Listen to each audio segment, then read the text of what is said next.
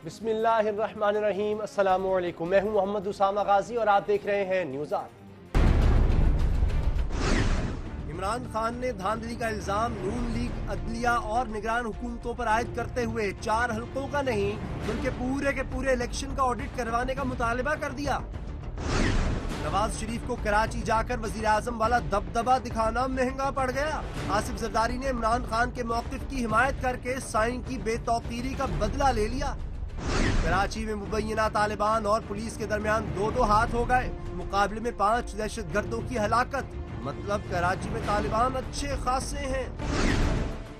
कल आपके इसी प्रोग्राम में तहरीक इंसाफ के सरबराह जनाब इमरान खान ने अपने बयान का इयादा करते हुए कहा था कि मुस्लिम लीग नून, पीपल्स पार्टी और MQM सियासी जमातें नहीं बल्कि माफिया हैं।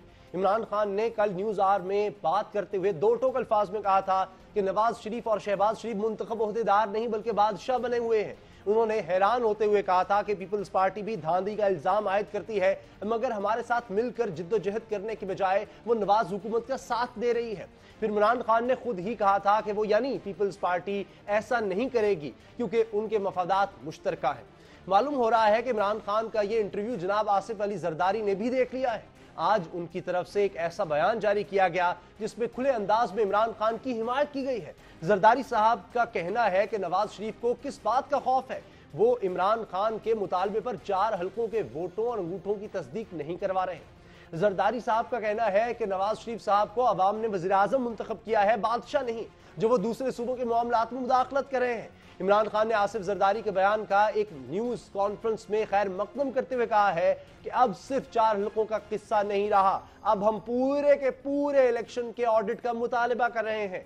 बयानात की बात यहां पर रोकते हैं और इम्कानात और खदशात की दुनिया की तरफ चलते हैं और जायजा लेने की कोशिश करते हैं कि जरदारी साहब का ये बयान क्या माने रखता है और कौन कौन से सवालात जन्म लेते हैं। पहला सवाल कि क्या जरदारी साहब पीपल्स पार्टी की सिंध हुकूमत की कराची में कारकर्दगी पर विफाक की तरफ से उठाए गए इतराजात का जवाब दे रहे हैं या फिर उन्हें भी मुस्तकबिल करीब में इंतखाबी मार्का नजर आने लगा है जिसकी तैयारी उन्होंने हुकूमत की मुखालफत के साथ शुरू कर दी है। सवाल वो भी है जो तहरीक इंसाफ के रहनुमा शाह महमूद कुरैशी उठा रहे हैं कि अगर पीपल्स पार्टी हमारे मौक़िफ़ के साथ है तो फिर 14 अगस्त को हमारे साथ लॉन्ग मार्च में शरीक क्यों नहीं होती। इम्कानात के खेल में इस सवाल का जवाब तहरीक इंसाफ को हाँ में मिल जाए कोई बड़ी बात नहीं। नवाज शरीफ इन्हीं इम्कानात के खेल के मैदान में एक कोने पर खड़े होकर अपनी टीम के अहम खिलाड़ियों का आज इजलास तलब कर चुके हैं। शायद वो तहरीक इंसाफ के लॉन्ग मार्च के दिनों में आसिफ अली जरदारी के इस बयान पर सोचते होंगे कि जिन पर तकिया था वही पत्ते हवा देने लगे, क्योंकि इमरान खान ऐन बयान किए जाने वाले खदशात के मुताबिक 4 हल्कों से निकलकर पूरे निज़ाम के लिए खतरा बनते नजर आ रहे हैं। इसी बारे में बात करेंगे अली मोहम्मद खान से। तहरीक इंसाफ के रहनुमा है, मेंबर कौमी असम्बली है। राना सनाउल्लाह मुस्लिम लीग नून के रहनुमा है। पहले बात करते हैं राना सनाउल्लाह साहब आपसे, ये बताइए जो बयानात आ रहे हैं आसिफ जरदारी साहब के कि 4 हल्कों में दोबारा आप गिनती करा लें, उन्होंने तो हिमायत कर दी है, लगता है कि अब वो हकीकी ऑपोजिशन बनने जा रहे हैं, वो तो इमरान खान साहब के साथ मिल रहे हैं, क्या करेगी अब मुस्लिम लीग नून? मेरा ख्याल है कि ये आपके शायद फिर इल्म में नहीं है कि पीपल्स पार्टी ने पहले भी मुतअद्दिद बार ये बात की है कि वो जो मुतालबात हैं तहरीक इंसाफ की उसकी हद तक जो है वो उनके साथ मुतफिक है।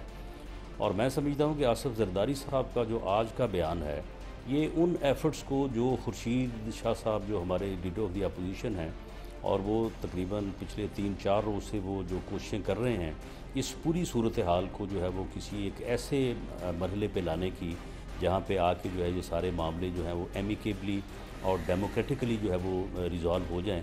तो मैं समझता हूँ कि आसिफ जरदारी साहब का बयान जो है उन एफ़र्ट्स को बहुत ज़्यादा तक़वियत देगा और उस हिसाब से ये बयान जो है ये काफ़ी मुझे तो लग रहा है कि बर वक्त है। लेकिन आप तो कह रहे हैं पहले भी बयान है, पहले कभी उन्होंने कहा है कि वज़ीर आज़म मुंतखब किया है नवाज शरीफ को, बादशाह नहीं, वो बादशाह ना बने, दूसरे सूबों के मेरा ख्याल है कि ये तो फिर आपको पता है कि ये तो थोड़ा सा ज़ोरे बयान जो है उसको थोड़ा तकड़ा करने के लिए जो है वो इस किस्म की बात हो जाती है।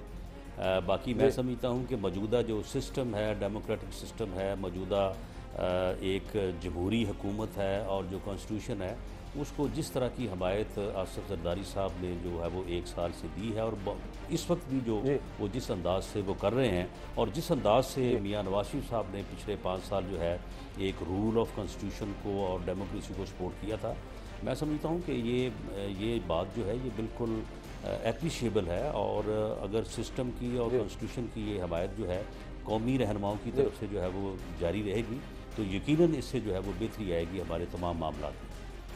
علی محمد خان صاحب، آپ کو لگتا ہے اب نورا کشتی کا دور ختم ہو گیا، جسے عمران خان صاحب نورا کشتی کہا کرتے تھے؟ آصف زرداری صاحب کے بیان تو بڑے سخت آ رہے ہیں مسلم لیگ نون کے خلاف۔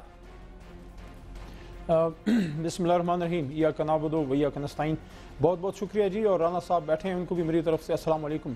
دیکھیں، جو زرداری صاحب نے بات کی ہے، میں سمجھتا ہوں کہ زرداری صاحب ایک شریوڈ انسان ہیں، سمجھ بوجھ رکھنے والے آدمی ہیں۔ جہاں تک اس بات کا تعلق ہے جو رانا صاحب نے فرمایا کہ پچھلے 5 سال کانسٹیٹیوشن کے مطابق حکومت کی یا نہیں کی، وہ ایک علیحدہ بحث ہے۔ اگر کانسٹیٹیوشن کے مطابق وہ کر رہے تھے تو پھر آپ کے وزیر اعلیٰ صاحب کو یہ کہنے کی ضرورت نہیں تھی کہ زرداری کو جو ہے تو میں گھسیٹوں گا یا یہ کروں گا وہ کروں گا۔ وہ باتیں آن ریکارڈ ہیں، لیکن اس میں کوئی بات کسی کو عمل پہ وہ لائے نہیں ہے کہ اگر کوئی کرپشن ہوئی تھی، جو ہم سب کی ایک رائے تھی کہ کرپشن ہوئی تھی پچھلی گورنمنٹ میں، تو اس کرپشن کو واپس حاصل کرنے کے لیے کیا کیا گیا، لیکن وہ اب پچھلی بات رہ گئی۔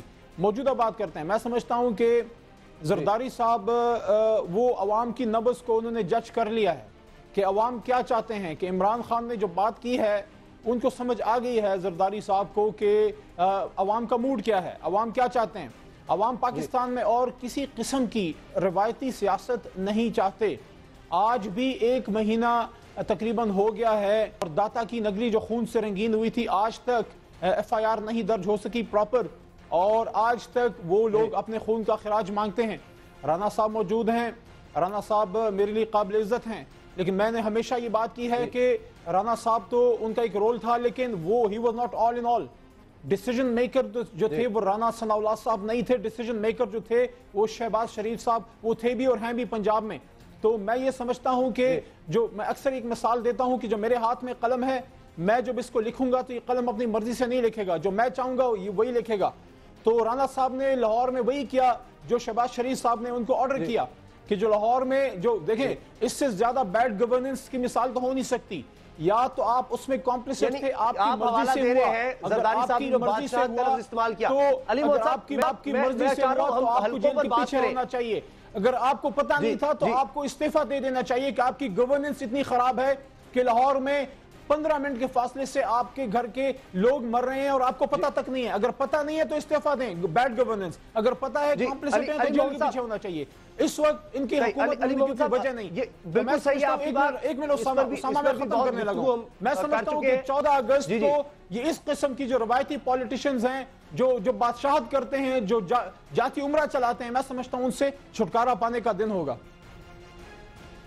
اور کہیں آصف زرداری صاحب بھی تو نہیں آپ سے مل جائیں گے لانگ مارچ میں؟ رانا ثناء اللہ صاحب کیونکہ نواز شریف صاحب کے بارے میں اس طرح کے الفاظ، علی محمد صاحب ایک منٹ میں چاہتا ہوں رانا ثناء اللہ صاحب اس کا جواب رانا ثناء اللہ صاحب دیں کہ یہ کہنا کہ نواز شریف صاحب ڈرتے کیوں ہیں؟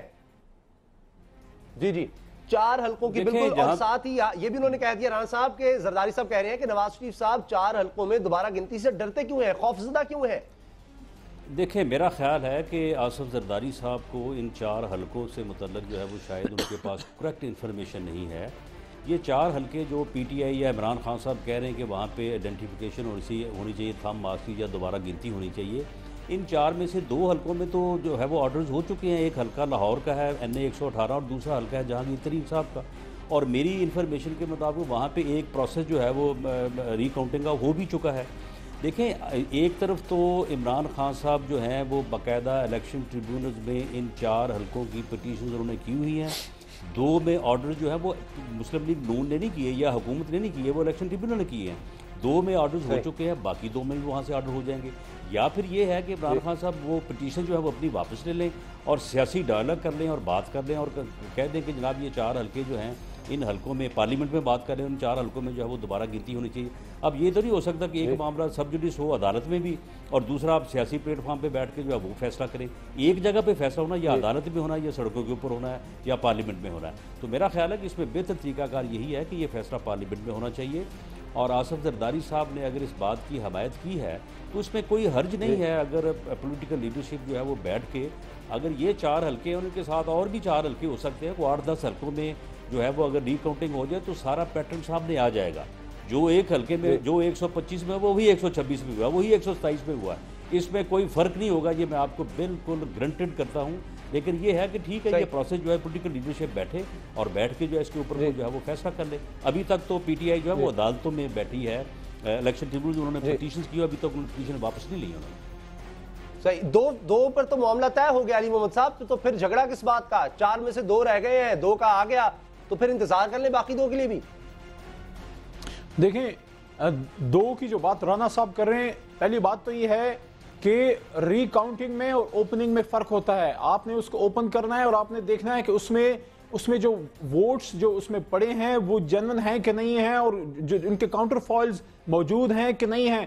جہاں تک سب جوڈس ہونے کی رانا صاحب کی بات ہے، یہ خود وزیر قانون رہے ہیں، اتنا ان کو بھی پتا ہوگا کہ ان کو اوپن کرنا جو تقریباً پچھلے 6-7 مہینے سے اس حکومت نے جو یہ جس بات کے پیچھے یہ کیموفلاج لیتے ہیں اور چھپتے ہیں کہ ہمارے پاس اختیار نہیں ہے. میں بارہا ان کو کہہ چکا ہوں کہ ہمارا آئین آپ کو آرٹیکل 222 اختیار دیتا ہے. ایک دن میں پہلے تو قانون سازی کی اس پہ ضرورت نہیں ہے. آپ کی ایک جو ہے حکومت کی طرف سے ایک اپلیکیشن اگر جاتی ہے سپریم کورٹ میں تو اس پہ سو موٹو نوٹس بھی ہو سکتا ہے. لیکن اگر آپ سمجھتے ہیں کہ آپ کے پاس اختیار نہیں ہے تو آپ ایک دن میں اس پہ قانون سازی کر سکتے ہیں. آپ کو کس نے روکا صرف دوبارہ گنتی نہیں اپلیکیشن دینے سے؟ اپلیکیشن جو ہے وہ P T I they they supreme court قومی اسمبلی میں رانا صاحب ہم تو قومی اسمبلی میں 1 سال سے ہیں.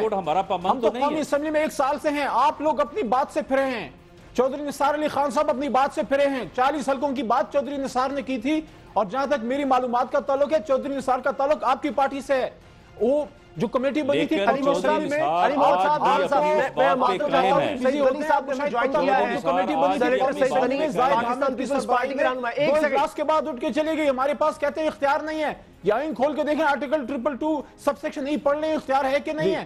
اگر ایک دن میں آپ پاکستان پروٹیکشن آرڈیننس کو بل بنانے کے لیے قومی اسمبلی بلا سکتے ہیں ایک دن میں اس کے لیے بلا لیں. اسامہ صاحب میرا ایک کوشچن ہے علی محمد صاحب سے. جی میرا یہ سوال ہے علی محمد صاحب سے کہ اگر 4 حلقوں میں جو گنتی ہے یہ اتنا ہی بڑا مسئلہ ہے، اتنا ہی یعنی قومی ایشو ہے. رانا صاحب آپ کیا بات کر رہے ہیں؟ آپ کا سوال ہے صاحب اس وقت نہیں بات کی گئی. بالکل اس کا جواب دیجیے گا. اس سوال کا جواب ضرور دیجیے کہ کیوں اس وقت بات نہیں کر رہے ہیں. وہ تو رانا صاحب وہ تو میاں صاحب جب گئے تھے تو آپریشن کے سلسلے میں پیس ٹاکس کے سلسلے میں بات کرنے گئے تھے اور ہم نے سپورٹ کیا آپ کو اور ہماری سپورٹ کا آپ نے ہمیں یہ نام دیا کہ آپ نے آپریشن کا جب فیصلہ کیا تو جس صوبے یہ سن لیں نا آپ نے سوال کیا تو جواب سن لیں کہ جس صوبے پہ اس کا اثر پڑنا تھا آپ نے ہمیں بتایا تک نہیں اور آپ آپریشن پہ چلے گئے. 1 لاکھ آدمی کی بات تھی 9 لاکھ سے اوپر 10 لاکھ کے قریب آئی ڈی پیز آ چکے ہیں اور حالت یہ ہے کہ ابھی تک قومی حکومت نے وفاق نے پرویز خٹک کو 1 روپے نہیں دیا اور کل وزیر اعلیٰ پنجاب گئے ہیں اور وزیر اعلیٰ کو اعتماد میں نہیں لیا، ان کو کال تک نہیں کی، بتایا تک نہیں، خود گئے ہیں انڈیپینڈنٹلی. دیکھیں اس طرح نہیں ہوتا. اگر آپ سمجھتے ہیں کہ یہ جنگ پاکستان کی ہے تو پھر اس کا ذمہ داری صرف کے پی کے کی اور ہماری پرویز خٹک کی نہیں ہونی چاہیے. پھر آپ کو پرویز خٹک کو اور کے پی کے گورنمنٹ کو سپورٹ کرنا چاہیے. پھر نواز شریف صاحب کو گورنر ہاؤس میں بھی 1-2 راتیں گزارنی چاہیے. پھر آپ نے جو فوکل پرسن بنایا تھا قادر بلوچ صاحب کو، where is Qadir Baloch? Qadir Baloch was supposed to be the focal person for the IDPs. I don't see Qadir Baloch anywhere. Qadir Baloch صاحب اگر آپ کو کہیں ملے تو ان کو بنو بھیج دیں. جی آج انہوں نے پریس کانفرنس بھی کی ہے اور اس میں انہوں نے تنقید کی ہے پیپلز پارٹی پر کیونکہ آصف زرداری صاحب کا یہ بیان بھی آیا ہے کہ بے رحمانہ سلوک کیا جا رہا ہے آئی ڈی پیز کے ساتھ. رانا صاحب کیوں ایسا ہو رہا ہے؟ کیوں جب آپ کی ذمہ داری ہے جو لوگ ہجرت کر کے آ رہے ہیں اپنے گھر بار چھوڑ کر آ رہے ہیں ان کے ساتھ سلوک اچھا ہونا چاہیے؟ دیکھیں پہلی بات تو یہ ہے کہ وزیر اعلیٰ پنجاب میاں شہباز شریف صاحب کل وہاں پہ تشریف لے گئے ہیں. انہوں نے باقاعدہ جو کے پی گورنمنٹ ہے اس کو پہلے اطلاع کی ہے. اگر انہوں نے وہاں پہ وہ خود تشریف چلو نہ لاتے لیکن اپنے کسی نمائندے کو بھیج دے، انہیں بھیجنا چاہیے تھا. اسی طرح سے آپ کے علم میں ہوگا کہ یہ اعتراض اٹھایا گیا تھا پی ٹی آئی کی طرف سے کہ جی جب وزیر اعظم بیرون ملک جاتے ہیں تو پنجاب کے چیف منسٹر کو لے جاتے ہیں، ہمیں انہوں نے کبھی نہیں کہا کہ ہم ان کے ساتھ چلیں.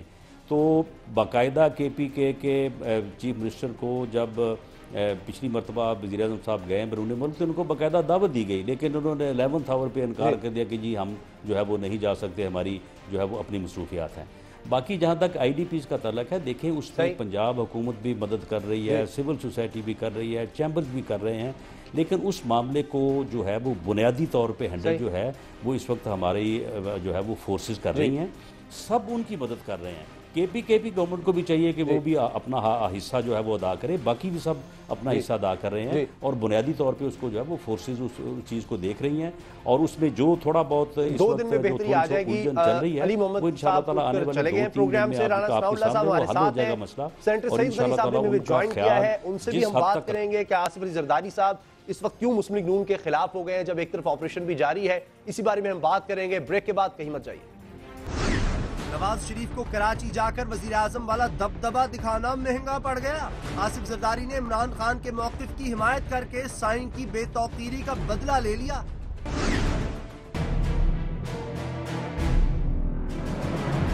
ब्रेक से पहले राना सनाउल्लाह साहब कह रहे थे कि 2 दिन में सूरत हाल बेहतर हो जाएगी। IDPs के लिए ये जो कहा गया है जरदारी साहब की जानिब से कि बेरहमान उनके साथ सलूक हो रहा है, ऐसा हरगिज नहीं है, फोर्सेस की भरपूर मदद की जा रही है। सेंटर सईद गनी साहब हमारे साथ हैं, पाकिस्तान पीपल्स पार्टी के रहनुमा। सेंटर सईद गनी साहब, क्यों इतने शदीद बयानात अचानक आने लग गए? ये तो वही बातें हैं जो इमरान खान साहब कर रहे थे, अभी कल ही उन्होंने हमारे प्रोग्राम में यही बातें की थी, ये बादशाहत का जिक्र, ये 4 हल्कों का, क्यों अब ये कह रहे हैं आसिफ जरदारी साहब, क्या होने जा रहा है? देखिए, एक तो ये बात ध्यान में रखें है और बात करती रहती है। जहाँ तक इलेक्शन में धांधली की बात है, मैं हमेशा से हर प्रोग्राम में ये कहता रहा हूँ कि PTI का जो मौक़िफ़ है धांधली के मुतालिक वो दुरुस्त है और हम उसको सपोर्ट करते हैं। एतराज़ सिर्फ एक तरीक़ेकार पे था, जिस अंदाज में वो एहतजाज कर रहे हैं और चाहते हैं कि उनकी काउंटिंग हो जाए, वो तरीक़ेकार मुनासिब नहीं था। लेकिन अगर वो तरीक़ेकार पर जुड़े हुए हैं और उन्होंने ये तय कर लिया है कि 14 अगस्त को हमें इस्लामाबाद में बहुत बड़ा बात करना है, धरना देना है और हुकूमत को मजबूर करना है, तो ये हुकूमत की जिम्मेदारी बनती है कि वो कंफ्रंटेशन से बचे, क्योंकि मुल्क के हालात जो है वो इस काबिल नहीं है कि हम इस तरफ मुल्क को लेकर जाएं। और उस पर सोने पे सुहागा ये हुआ कि बजाय इसके कि हुकूमत PTI से बात करती, कोई रास्ता निकालती, उन्होंने 14 अगस्त को एक और अपना प्रोग्राम उसी मकाम पर जो है वो ऐलान कर दिया है। अब एक तरफ 10 लाख के करीब IDPs आपके सड़कों पर बैठे हैं शदीद गर्मी की हालत में, PTI वहाँ से लोगों को लाना चाहती है इस्लामाबाद में, और तो जो वफाकी हुकूमत है वो यहाँ पर एक और अपना प्रोग्राम करना चाहती है। तो PTI अपने प्रोग्राम को कामयाब करने में लग गई है, वफाकी हुकूमत अपने प्रोग्राम को कामयाब करने में लग गई है। वो बेचारे जो 10 लाख लोग सड़कों पर बैठे हैं वो और ख्वार हो जाएंगे, उनकी हालत और ख़राब हो जाएगी और उनकी तरफ तवज्जो ना सूबाई हुकूमत की होगी ना वफाकी हुकूमत की होगी। तो मैं समझता हूं लेकिन आज अब्दुल कादिर बलोच साहब तो ये कह रहे थे कि पीपल्स पार्टी का कोई सीनियर रहनुमा IDP से मिलने तक नहीं आया, तो फिर आसिफ जरदारी साहब क्यों कह रहे हैं कि बेरहमाना सलूक किया जा रहा है? और ये भी साथ बताइएगा कि आप शाह महमूद कुरैशी साहब कह रहे हैं कि अगर आप उनके मौक़िफ़ की हिमायत करते हैं तो फिर लॉन्ग मार्च में शिरकत करें। नहीं, देखिए फ़र्क है दोनों बातों में। एक तो ये ज़हन में रखें कि वहाँ पर सूबे में KPK में PTI की हुकूमत है, वफाक में PMLN की हुकूमत है। जहाँ तक हमारे लोगों के जाने की बात है, हमारी पूरी वहाँ की सूबा खैबर पख्तूनख्वा की तंजीम वहाँ इन्वॉल्व है, वहाँ हमारे लोग काम कर रहे हैं, लोगों से राब्ते में है। अगर आपकी मुराद सिर्फ ये कि जाके भी फोटो सेशन क्यों नहीं किसी ने कराया, तो हाँ वो शायद हम नहीं करा सकें, लेकिन हमारे लोग वहाँ मजीद जा रहे हैं, वहाँ कैंप इस्टेब्लिश कर रहे हैं, क्योंकि हमारे पास ना वफाकी हुकूमत के वसाइल हैं ना KPK में सूबाई हुकूमत के वसाइल हैं। तो हम पार्टी के तौर पर अपना फंड भी जमा कर रहे हैं, अपना अकाउंट भी हमने बनाया है और सिंध हुकूमत ने जो है वो इसमें जितना वो अपना इमदाद कर सकते थे वो इमदाद भी की है। तो हम अपने तौर पर काम तो लॉन्ग मार्च में हरगिज़ शिरकत नहीं करेंगे? नहीं, इसका फैसला तो मेरा ख्याल अभी नहीं हुआ और शायद ये मुझे नहीं लगता कि शायद पीपल्स पार्टी शिरकत करेगी, लेकिन ये फैसला पार्टी क़यादत पे करना है और अभी नहीं हुआ है। दूसरी बात है कि आसिफ अली जरदारी साहब ने ये भी कही है कि बिजली का बहरान है, बिल्कुल लोड शेडिंग से मर रहे हैं और इसका इज़हार कल जो है ख्वाजा आसिफ साहब ने खुद किया। उन्होंने लोगों से माफ़ी मांगी है, उन्होंने अल्लाह ताला से दुआ की है कि जो बारिशें हो जाएं, टेम्परेचर कम हो जाए। तो अगर ऐसी सूरत हाल है तो पीपल्स पार्टी क्यों नहीं बात करेगी लोगों के मसाइल पर? कैसे हल होंगे राना सनाउल्लाह साहब? वादे कोई नहीं पूरे हो रहे हैं। कल ही माफी मांगी है ख्वाजा आसिफ साहब ने कि हम माफी चाहते हैं, जो वादा किया था लोड शेडिंग नहीं होगी रमजान में, सहर और इफ्तार में, तरावी में, वो वादा भी पूरा नहीं हो सका और कह रहे हैं कि अब अल्लाह ही की मदद चाहिए। तो फिर अल्लाह ही की मदद की तरफ अगर देखना है तो फिर हुकूमत किस लिए है? नहीं, देखें, अल्लाह की मदद तो हर हाल में चाहिए और अल्लाह की मदद की तरफ जो है वो हर वक्त देखते रहना चाहिए, इसमें तो कोई बुराई नहीं है।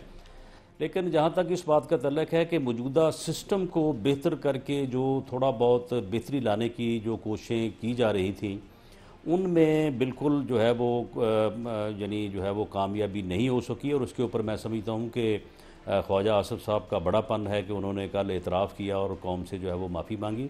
बाकी जहाँ तक इस बात का लेकिन यही ख्वाजा आसिफ साहब लॉन्ग केसेस लेकर चले जाते थे पीपल्स पार्टी के खिलाफ, शहबाज शरीफ साहब सड़कों पर हुआ करते थे अवाम के साथ, वहां पर एहतजाज हुआ करता था, तो फिर अब क्या हो गया?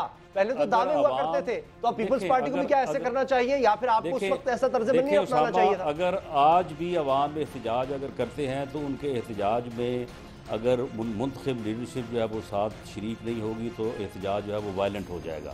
वो जो एहतजाज में हम शिरकत करते थे वो हमारी एक कंसिडर्ड पॉलिसी थी और हमने उससे जो है वो यहाँ पे इमलाक के नुकसान को जो है वो बचाया है। उसके ऊपर जब भी आप कभी चाहें तो मैं डिटेल में बात करने को तैयार हूँ।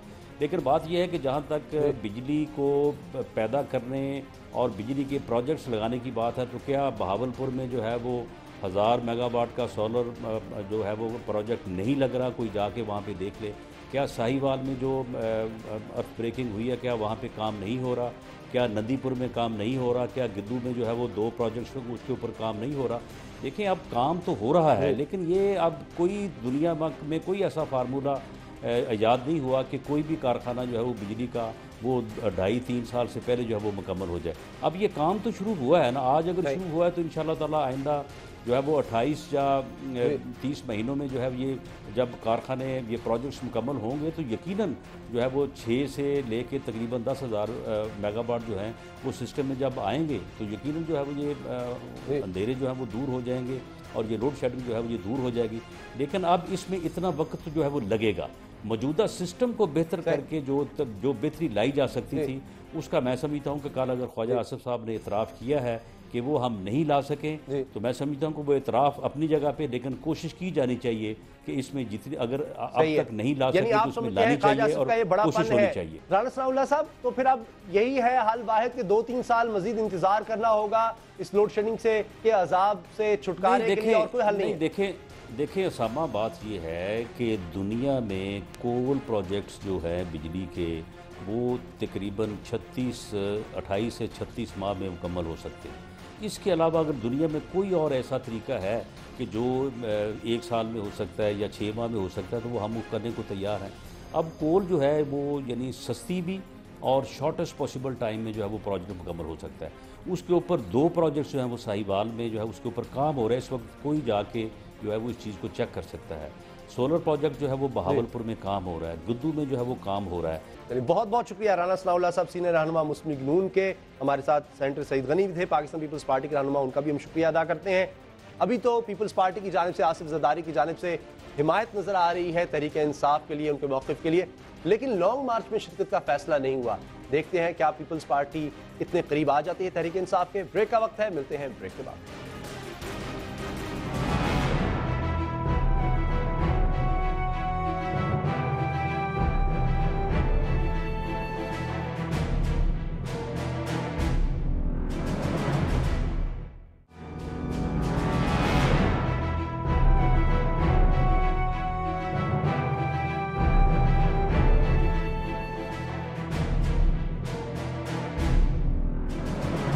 फलस्तीनियों पर, निहत्ते फलस्तीनियों पर इसराइल के मजालिम जारी हैं। आखिरी सिलसिला कब तक रहेगा, क्यों ऐसा हो रहा है, इस बारे में हम बात करेंगे। रसूल बख्श रईस साहब से, सीनियर तज्जियाकार हैं। रसूल बख्श रईस साहब, 200 से ज्यादा निहत्ते फलस्तीनी मुसलमान शहीद हो चुके हैं, कोई पूछ नहीं, मुसलमानों का खून इतना सस्ता क्यों है? इसलिए कि हम अंदर से कमज़ोर हैं, खोखले हैं। हमारे रहनुमा और अवाम भी खुसूसी तौर पर वो जो कदरें हमारे मज़हब की थी या जो आलमगीर इंसानी कदरें हैं उनसे हम महरूम नज़र आते हैं। उसकी एक सज़ा है जो हर कौम को मिलती है, इसी तरीके से मुसलमान कौम को भी मिल रही है। लेकिन ये तो एक अमूमी सी बात थी। खुसूसी तौर पर इस खित्ते में जब से इज़राइल का वजूद कायम हुआ है उस दिन से ही तकरीबन अब कोई 66 बरस होने वाले हैं। वहाँ पर सिर्फ इसी किस्म की जो ख़बरें आज आप آپ سنا رہے ہیں، جو جن المناک واقعات پر ہم تجزیہ کر رہے ہیں، اگر آپ کوئی بھی دہائی اٹھا کے دیکھ لیں پچھلے 66 سال کی، کوئی بھی اس سال اٹھا کے دیکھ لیں، یہ وہی پرانی خبریں ہیں جو تواتر سے چل رہی ہیں، کوئی یہ نئی بات نہیں۔ جو نئی بات ہے وہ یہ ہے کہ اس وقت جو شماریات ہیں جن کے ذریعے ہمیں پتہ چلتا ہے کہ کتنے فلسطینی شہید ہوئے ہیں، کتنے زخمی ہوئے ہیں، کتنے بے گھر ہوئے ہیں، صرف 2000 سال سے پچھلے 13-14 سال میں 4000 نہتے فلسطینی شہید ہو چکے ہیں۔ یہ تو کسی بڑی جنگ میں بھی کسی قوم کے اتنا لوگ شہید نہیں ہوتے۔ یہ صرف وہاں کی بات ہے۔ عراق کے اندر امریکہ کی جنگ مسلط ہونے سے آج تک 2 لاکھ سے زیادہ عراقی شہید ہو چکے ہیں، روزانہ شہید ہو رہے ہیں۔ یہی افغانستان کا حال ہے۔ یہی شام کی اپنی حکومت نے لاکھوں کی تعداد میں اپنے لوگوں کو قتل کیا ہے اور لاکھوں کی تعداد میں لوگوں کو بے گھر کیا ہے، اور یہ خانہ جنگی کا سلسلہ، ایک دوسرے کے ساتھ دشمنی ملکوں کے درمیان، تو کمزوری میں تو یہی کچھ ہوتا ہے جو فلسطین میں ہو رہا ہے۔ پھر فلسطین کے اندر آپ دیکھیں بٹوارا ہے، ایک طرف حماس ہے، دوسری طرف جو فلسطین کی حکومت ہے، وہ فلسطین کی حکومت کو پچھلے 3-4 سال سے انہوں نے مانا ہی نہیں، اور انہوں نے ایک متوازی حکومت غزہ میں قائم کر لی۔ ابھی جا کے کوئی فیصلہ ہوا ہے کہ ہم اکٹھا مل کے ہم حکومت کرتے ہیں۔ تو ایسے حالات میں تو اگر وہاں پہ 4 بندے 10 بندے حماس کے کسی اور تحریک کے اٹھ کے اپنی پالیسی اسرائیل کے مطابق بناتے ہیں اور وہاں سے پھر یہی جواب آتا ہے، تو یہ خانہ جنگی کا سلسلہ بھی اور ساتھ ساتھ جو اسرائیل کے ساتھ ایک جنگ ہے وہ بھی طوالت بھی پکڑتی جائے گی اور شدت بھی پکڑتی جائے گی۔ 60 کے قریب مسلم ممالک ہیں، 58 ممالک کہے جاتے ہیں، OIC ہے، UN ہے، کوئی کچھ نہیں کرتا۔ جس طرح 66 سال سے یہ سلسلہ ہے، قابض ہوتے چلے جا رہے ہیں فلسطینی کو زمین پر۔ کب تک یہ ہوتا رہے گا؟ کب تک اس طرح خون بہتا رہے گا معصوم مسلمانوں کا؟ میرا خیال یہ ہے کہ جو یہ ہو سکتا ہے کہ یہ چیز پاکستان میں یہاں آپ لوگ بہتر طریقے سے نہ سمجھتے ہوں۔ جو کیمپ ڈیوڈ ایکارڈز ہوئے تھے، اس کے بعد سے کوشش ہوئی تھی کہ اگر امن قائم کرنا ہے کہ دو حقیقتوں کو تسلیم کر لیا جائے، ایک اسرائیل کے وجود کو فلسطینی تسلیم کریں، اور دوسرا فلسطینیوں کے وجود اور ایک قومی ریاست کے قیام کی تجویز کو اسرائیل تسلیم کر لے۔ فلسطینیوں نے تو اسرائیل کے وجود کو تقسیم کر لیا، لیکن اسرائیلی اب اس بات پہ ڈٹے ہوئے ہیں کہ وہی فلسطینی قومی ریاست کی سرحدیں اور وہ اصول جس کے مطابق وہ قائم ہوگی اس کو وہ طے کریں گے۔ مہاجرین کا سب سے بڑا مسئلہ ہے، اور پھر فلسطینیوں کے اندر بھی مختلف قسم کے انتہا پسند گروہ ہیں، جس طرح اسرائیلیوں کے درمیان بھی انتہا پسند گروہ ہیں۔ یہ خون خرابہ اس وقت تک جاری رہے گا، آپ کے سوال کا جواب دے رہا ہوں، جب تک کہ یہ 2 ریاستیں پرامن طریقے سے ایک دوسرے کے ساتھ ہم آہنگی کے ساتھ نہیں رہتی۔ کوشش یہی ہونی چاہیے کہ ایک طرف سے جو انتہا پسند ہے وہ کہتے ہیں کہ اسرائیل کے وجود کو ہم ختم کر دیں گے، وہ نہیں ختم کر سکتے، غیر حقیقت پسندانہ ہے۔ دوسری طرف سے اسرائیلی انتہا پسند ہے جو کہتے ہیں کہ فلسطینیوں کو زندہ رہنے کا حق ہی نہیں، ہم ان کو ان کے علاقے سے محروم کرتے چلے جائیں گے، آبادی کا انخلاف کریں گے اور جس قسم کا ظلم وہ روا رکھنا چاہتے رہیں گے، اور کوئی ان کے ارادوں میں، ان کی کارروائیوں میں رکاوٹ نہیں ڈال سکے گا۔ یہ انتہا پسندی ہے۔ درمیان کا راستہ کیا ہے؟ ہم امریکہ پر، اقوام متحدہ پر تو رسول بخش رئیس صاحب بہت تنقید کرتے ہیں، لیکن یہ جو 58 مسلم ممالک ہیں یہ کیا کرتے ہیں؟ ان کے حکمران کیا کرتے ہیں؟ کیا کوئی بائیکاٹ نہیں ہو سکتا؟ کوئی اسرائیل پر دباؤ نہیں ڈالا جا سکتا؟ اتنی بڑی طاقتیں کہی جاتی ہیں، پیسے کی بھی کوئی کمی نہیں ہے، کثر و رسوخ بھی ان کا یقیناً ہے، تو پھر اصل کمزوری یہاں ہے۔ ہم جب اپنے لوگوں کے لیے نہیں بولیں گے تو دوسروں سے پھر کیا گلا؟ آپ دیکھیں جس طرح یہ منتخب ہو کے آتے ہیں، ابھی CC صاحب منتخب ہوئے ہیں، یا مرکزی ایشیا کے یا باقی ممالک کے، یا آپ شام کے دیکھ لیں، میری تجویز یہ ہے کہ ان سب کو آپ ایک جہاز کے اوپر بٹھائیں اور کھلے سمندر میں چھوڑ دیں اور کہیں کہ جی آپ وہیں رہیں، واپس نہیں آئیں گے، تب ہی پاکستان اور دوسرے جو ہمارے ممالک ہیں ان کے جو حالات ہیں وہ سدھریں گے۔ ہم پاکستان کی تو بات نہیں کر رہے، ضمناً آ گئی کہ जहाँ गैर जमहूरी हुकूमतें हैं वो जब अपने अवाम के वो दुश्मन हैं तो मुसलमानों के दोस्त कैसे होंगे।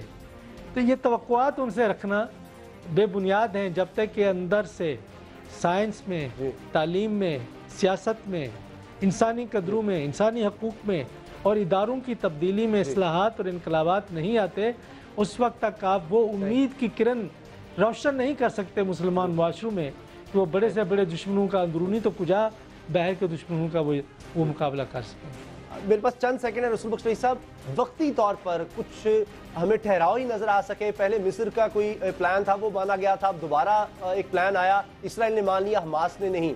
तो कोई ऐसा हल वक्ती तौर पर कोई रिलीफ हो सके, कुछ जानें बच सके मासूम? उसी सूरत में बच सकती हैं कि जब आप हमास को फ़लस्तीनी हुकूमत के ताबे करें। उन्होंने एक मतवाज़ी हुकूमत कायम करके अपनी एक मतवाज़ी खारजा पॉलिसी बनाई हुई है, एक सलामती की पॉलिसी बनाई हुई है। उनके लोग जब इजराइल पर हमले करते हैं, राकेट फेंकते हैं, ये तो गुलेर मारने के मुतरादिफ है। जो वो मारते हैं, किसी को ज़ख्मी करते हैं या नहीं करते हैं, जो नहीं करना चाहिए, उसके मुकाबले में जेट आ जाते हैं, फ़ौजें आ जाती हैं और बेपनाह मासूम शहरी मारे जाते हैं वो। लेकिन जो इंतहा पसंद हैं फिर उसी तरीके से अपनी कार्रवाइयाँ जारी रखते हैं। इत्तेहाद पैदा करें फ़लस्तीनियों में, एक पॉलिसी होनी चाहिए, ताकत भी आएगी और कोई यकीन की सूरत हाल भी पैदा होगी। फ़लस्तीनी अवाम के मसाइल ऐसे नहीं हल हो सकते जिस तरह से हमास करने की कोशिश कर रही है। बहुत बहुत शुक्रिया रसूल बख्श रईस साहब, सीनियर तज्ज़ियाकार। मुसलमानों को एक होना होगा वरना इसी तरह निहत्ते मुसलमान जगह जगह शहीद होते रहेंगे। न्यूज़ में मिलेंगे ब्रेक के बाद। कराची में मुबैना तालिबान और पुलिस के दरमियान दो हाथ हो गए। मुकाबले में 5 दहशतगर्दों की हलाकत। मतलब कराची में तालिबान अच्छे खासे हैं।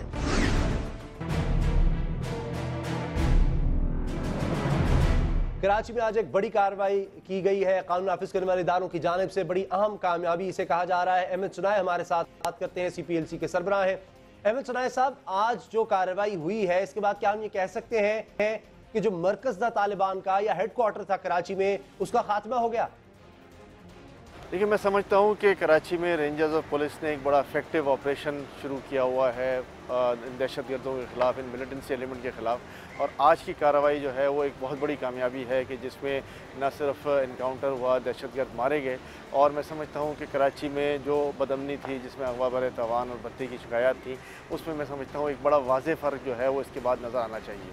हम देख रहे हैं कि आए दिन किसी न किसी पुलिस एहलकार की टारगेट किलिंग हो जाती है, उसे शहीद कर दिया जाता है। पहले भी तालिबान ने चौधरी असलम को शहीद किया और यही कहा कि उन्होंने बदला लिया है कार्रवाइयों का। तो कहीं खुदा न खास्ता फिर तो नहीं हम कोई रद्दमल देखेंगे बड़ा इनकी जानिब से जब इनका इतना नुकसान हुआ है आज?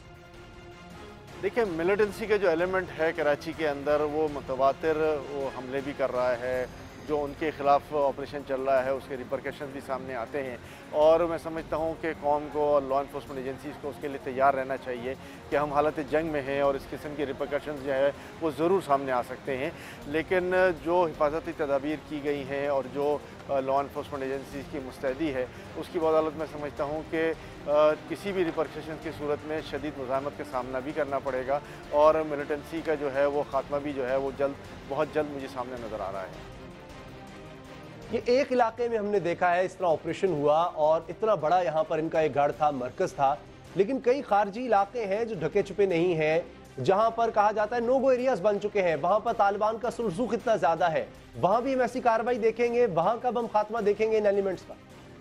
देखिए, रेंजर्स और पुलिस की जानिब से मुसलसल ये अहद किया जा रहा है और ये इंतबाह किया जा रहा है कि जहाँ जहाँ मिलिटेंसी के एलिमेंट्स और जहाँ जहाँ इन दहशतगर्दों की मौजूदगी पाई जाती है वहाँ तमाम जगहों पर बिला इम्तियाज़ जो है वो कार्रवाई की जाएगी। तो मैं समझता हूँ कि ऐसी बहुत सारी कार्रवाइयाँ जो हैं वो आगे हम उससे उम्मीद कर सकते हैं कि जितने कराची के ऐसे इलाके हैं, ख़ास तौर पे कराची के जो आउटस्कर्ट्स हैं, जिसको हम कराची के रूरल एरियाज़ कहते हैं, और जहाँ पर हम समझते हैं कि इन क्रिमिनल एलिमेंट्स के, इन दहशतगर्दों के, मिलिटेंसी के जो है वो गढ़ बने हुए हैं और वहाँ से वो ऑपरेट करते हैं और कराची शहर के शहरियों की ज़िंदगी अजरान की हुई है। मैं समझता हूँ उन तमाम जगहों पर जो है वो ऑपरेशन भी होगा और इन तमाम एलिमेंट्स का जो है वो सफाया भी किया जाएगा। शिमाली वज़ीरिस्तान में या वज़ीरिस्तान में हम जो ऑपरेशन देख रहे हैं उसके असरात भी पड़ रहे हैं कराची पर, यहाँ कमज़ोर हो रहे हैं तालिबान? देखिए ज़ाहिर है वहाँ से जब हमने हमेशा ये कहा है कि कराची को बड़ा ख़तरा जो है वो बैरूनी ख़तरा है। बैरूनी ख़तरे से मुराद कराची से बाहर से जो लोग आते हैं और इसमें जो मिलिटेंसी एलिमेंट्स आते हैं उनसे हमेशा ख़तरा रहता है। तो कराची में इतनी बड़ी तादाद में इन दहशतगर्दों का आना कोई मैं समझता हूँ कि नई बात नहीं है। ये पुराने आते रहे हैं यहाँ पर और आज भी उनकी यही कोशिश होगी कि कराची जो बज़ाहिर एक सेफ़ हेवन समझा जाता है और यहाँ पे हर कम्युनिटी एक दूसरे के साथ इंटरमिंगल हो जाती है, तो ये सिलसिला जो है वो जारी रह सकता है। बहुत बहुत शुक्रिया अहमद सुनाए साहब। एक मरकज़ का खात्मा ज़रूर हुआ है के कराची में, लेकिन अभी बहुत से गढ़ इनके बाकी हैं और उनका भी खात्मा करना ज़रूरी होगा। अभी ऑपरेशन आगे चलेगा। प्रोग्राम देखने का बहुत बहुत शुक्रिया। दुआ में याद रखिएगा। अल्लाह ताला आपको नफ़रतों और लात के गम से महफूज रखे। अल्लाह हाफ़िज़।